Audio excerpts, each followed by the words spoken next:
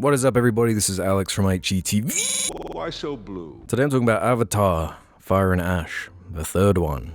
A trilogy now. When you look at how many feature films James Cameron has directed, I think we're at 9. So with 3 Avatar movies, a third of his entire filmography is now Avatar, which leads his fans to ask, was it worth it? Is it paying off? Well, it literally is paying off. These movies are like single-handedly keeping Hollywood alive, and I have a complicated relationship with these movies. I'm equally obsessed and fascinated by them as I am frustrated, particularly the ones from the last few years, The Way of Water and Fire and Ash. Both shot years ago around the same time, between 2017 to 2020. I think they were shooting these movies in tandem, with the idea being that there's some kind of arc that concludes 6.5 hours into these sequels. As far as the original movie, I still think it's the best one. It has the best narrative, the most involved and immersive ones, mostly because of this main character, the Sam Worthington character, having this great hook to him. He's a paraplegic. Him as a vessel, as a blank slate to get you into this world was a great writing choice. He has a great arc in this movie. It's really satisfying. But you've done all the setup, you've got that out of the way, so now it's time to delve more into the story and the family and this escalating war. And I find both The Way of Water and Fire and Ash, I can't really talk about independently with them feeling so similar, being so kind of derivative of each other. And there's levels of derivativeness? What do you say? Where they feel like each one is copying the previous one's homework and just changing little bits here and there. Like Way of Water felt so similar to the original Avatar, and Fire and Ash feels so similar to Way of Water, which felt so similar to Avatar. Similar beats, similar set pieces, similar concepts, with a lot of the story basically being an excuse to have you live in this world. The world is almost more of a main character than any of the actual characters. It's one of the through lines, one of the themes is this idea of unity in the environment and everything's connected. You can definitely tell James Cameron enjoys psychedelics. So yeah, while the first Avatar is definitely the best narratively and the most succinct, the last hour of The Way of Water is an incredible action movie. I threw it on my 4K projector the other week just to remind myself before I saw Fire and Ash, just that last hour. And these movies do set the standard for what these huge spectacle visual effect blockbusters should look like. I watched the Wicked Part 2 for Good, whatever it's called, yesterday. Hideous film. Hideous, hideous, hideous. And sure, this has like triple the budget of that, but in this sea of slop, your live action remakes, the Snow Whites, the How to Train Your Dragons, when the flying scenes in the 2009 Avatar are more impressive than the 2025 live action How to Train Your Dragon movies. There's no good excuse for it. But that's when the critiques start to come in. The meme with Avatar is that it's got no cultural impact, and the stories are very simple, and it's all eye candy. Designed so when you go to buy a TV in the shop, every TV just has a nice 4K picture of Avatar, and it can be muted and it has the same effect, which I both agree and disagree with. Because I'm at a point where I actually quite like a handful of these characters, and inversely to The Way of Water, where I love that last hour, but the pacing is whack and there's a lot of bad dialogue and it definitely sags in the middle and it's just way too long. This, for maybe the first hour, the first half, I thought was building up to be maybe the best one. It felt like we got the preamble out the way, now we can actually delve into what is interesting about this world, get into the characters, set up all these different conflicts and escalate this war, take us to new environments, show us something new, and I felt like I got that for maybe the first half of this. So I'm going to start talking about spoilers. Not that this is really a franchise you can spoil, it doesn't really work that way, it's more of an experiential kind of franchise, but here's your spoiler warning, just in case. This film kind of makes Way of Water redundant to me. Now there are some details here and there that I do prefer about Way of Water, but all in all, I think I would just nearly always prefer to watch this over that, with the biggest moment of melodrama or impact being the death of one of the kids and the escalation of that. But that's part of what I liked about where this film starts. It's darker, it has a more intense feeling of escalation to it, with these characters starting in a pretty dark place. It feels like the middle chapter and where the darkness should be at its peak. In the last hour of The Way of Water, when Neytiri kind of snaps after her kid is killed, it really made me realize how scary these creatures can be when they're more villainous or threatening, because we've had 2 movies of these creatures being the good guys for the most part. So bringing in this concept like this fire clan, this ash clan or whatever they're called, I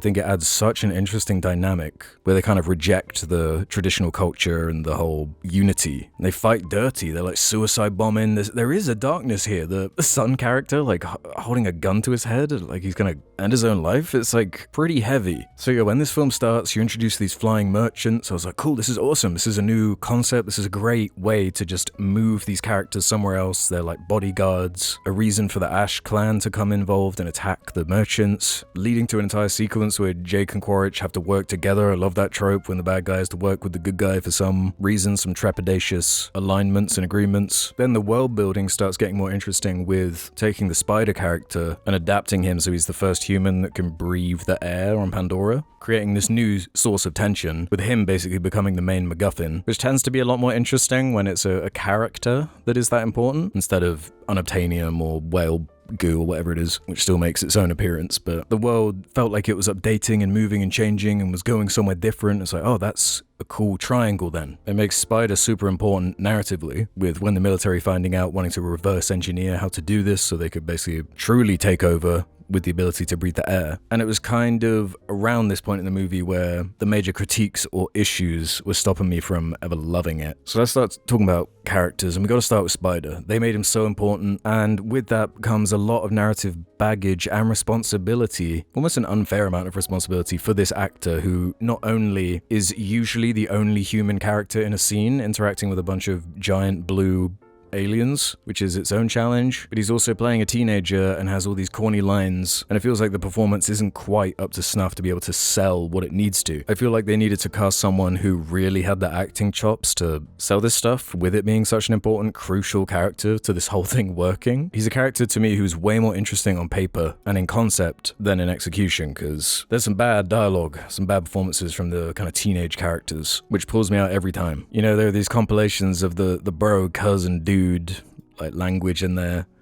I found it more distracting in Way of Water, because I guess there were just more of them. But to me, I'm much more interested in Jake Sully, Neytiri, Quaritch, and Varang. This character rocks. She's such a good villain. The way she moves, the way she talks, her ingenuity and kind of instincts, like the sniper scene. She's cool and scary and crazy, and her chemistry with Quaritch is off the charts. They are horny. And Quaritch within one scene is, this goth girl, I can fix her. Why so blue? But all of the scenes with them together are weird and creative and strange and awesome. And for this character who honestly was one of the weaker parts of the original, he's so mustache twirling, cartoonish, over the top in this movie. Like, he's ridiculous. But over the course of Way of Water and Fire and Ash, having him be this like clone Navi with memories is also kind of a corny idea, but the execution of that I think is awesome. Keeping him around was such a good idea, and he is one of the most fun characters to watch. And a lot of people are transfixed on the idea that Sigourney Weaver is playing this 14, 15-year-old girl, which can be weird sometimes, and is partially supposed to be weird because it's revealed in this movie she's, well, not revealed, but she is made aware that she is a clone of Sigourney Weaver from the first movie. But not enough people are giving this character in this performance chops for a man who, as I record, is 73 years old. So he would have been in his late 60s while recording this, and you're not feeling the performance of an old man. It's energetic, vibrant, you don't hear it in the voice.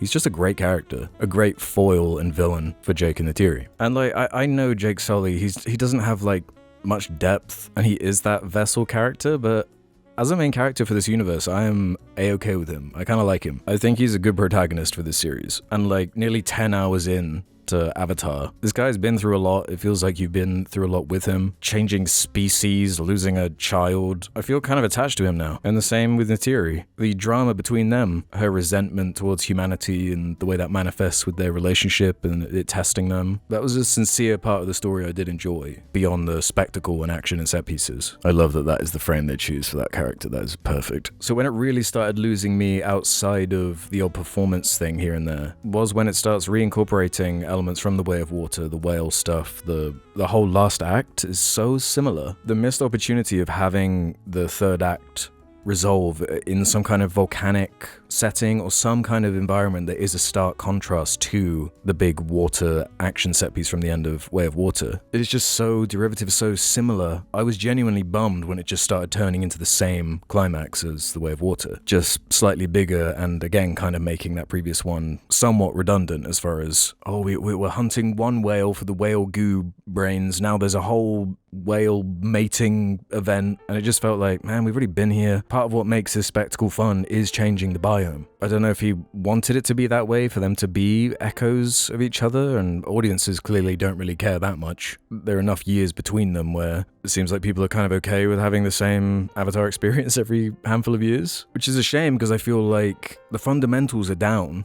Almost arguably the hardest part is done. This world is so alluring and immersive, and I just want to learn about it and see all these different sides of it. I want to pick up rocks and see what scurries out from underneath. I spent like an hour before even recording this getting lost in all these videos of just James Cameron ranting on and on about all these details, about all this stuff that's only on screen for like 15 minutes or whatever. Because from a world building perspective, I adore it. I think it's so creative and cool and has just enough reference to our own world that we understand, textures and concepts, but mixing them up that make them feel kind of alien and fresh. It is an enormous accomplishment to create this whole environment from nothing. And never for 1 second do you doubt that the tangibility of the world is not real or fake or like they're on a soundstage. Everything feels genuine, which is such an achievement for the visual effects angle, which then brings the characters and the story to the forefront, which is where most of my critiques lie. I do think both of these movies have an issue that the first one doesn't, with what I mentioned earlier, having this central character with this very clear set out arc. He switches sides, he switches species. It feels like a lot is moving and changing, where here there doesn't even really feel like there's a central character. It's more of a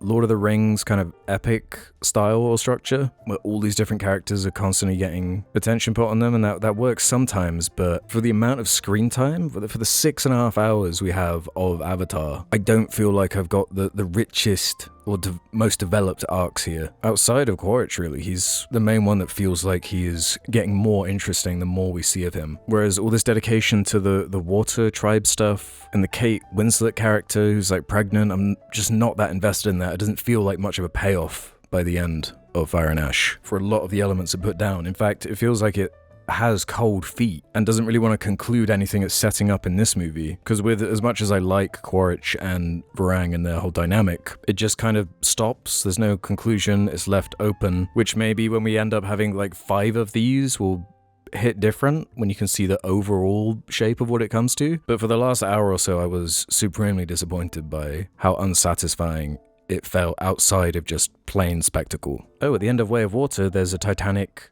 boat sinking scene. It's going underwater. In Fire and Ash, there's the opposite. There's a boat that's ripped into the air by some magnetic force that breaks a boat apart and pulls it in a spectacular explosion, and there's a huge fight scene on it, and I like that for the scale and spectacle. Like, it is an amazing setting for a scene, it just doesn't really connect or feel particularly fresh or different. I feel like some amalgamation of both of these films, take this 6 hours and maybe have a condensed 4-hour epic of these, might work better to me on like a narrative level. And I don't know if it was the best idea in hindsight to kind of film them both at the same time, even though it's kind of a necessity with how long the post-production takes on them. But it means that they can't be very reactive in terms of critiques of Way of Water, already kind of set in stone if this was the script that was kind of already performed and put in the backlog. I don't know, maybe there's an interview somewhere where he talks about the process of taking in critiques or feedback from Way of Water and working it into the latest one, but I'm not sure how that's possible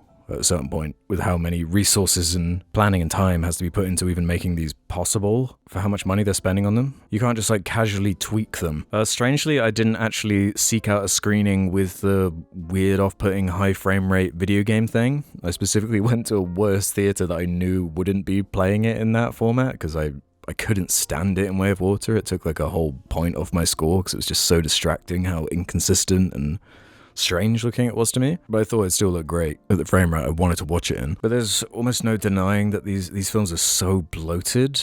It's asking a lot of the audience, especially when it's like, you're a dick for not putting intermissions in this, for how long they are. 3 hours, 17 minutes, like, come on. I like had to plan on the morning I saw this. All right, I'm not going to drink too much water because I don't want to miss anything. Yo, we'll go see it again. Shut up, James, man. Just put an intermission in it. The Brutalist can do it, you can do it. I just feel like these films struggle with how expensive they are, how expensive they need to be in order to even get them made to begin with. So I question how much of the broadness and derivativeness is intentional to make sure it kind of makes its money back, which then hurts its overall narrative or story because it just doesn't feel like it's developing or doing too much with all this real estate it has. But all three of these Avatar movies have scenes in them that I love to revisit and find to be incredible scenes. Not necessarily this one, I just happened to fall on this one. The learning to fly stuff from the original, the like whimsy and wonder of that. The fly-throughs underwater in this one are really fun, the whole last hour, as I said. The merchant stuff, the Ash Clan, there's so many cool ideas, and the spectacle of it does whisk you away. And I do very much enjoy how weird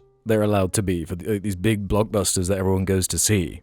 These scenes of whales like in a circle talking to each other, god trees and tendrils that connect everybody, the hippie environmental stuff, I really like all of that. But I can't in good conscience give this one or the previous one anything more than a 3-star. As a whole, I just think there's too much wrong with them. And I guess it's more the missed potential of like, man, you've got it here. You've got like your world.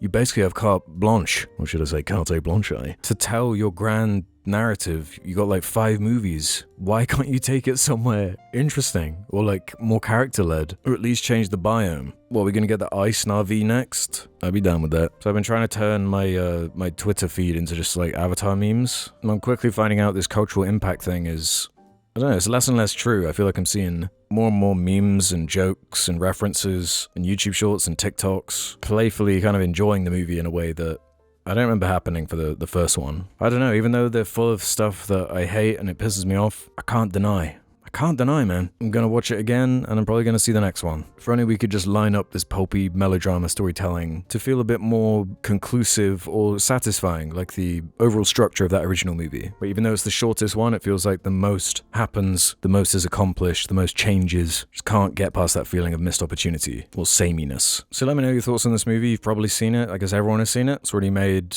over $1 billion. It's already number 3 for 2025. It probably won't overtake Zootopia 2, but almost guarantees another one of these movies. I just wish he would stick to that variety that he was kind of known for before he doubled down on Avatar. Use the world as a playground, but please just vary it up a little bit. So I'm going on and on, so I'm going to cap this off now. Let me know your thoughts on this strange franchise that I can't help but respect, even though it pisses me off. See you on the next vid. Bye!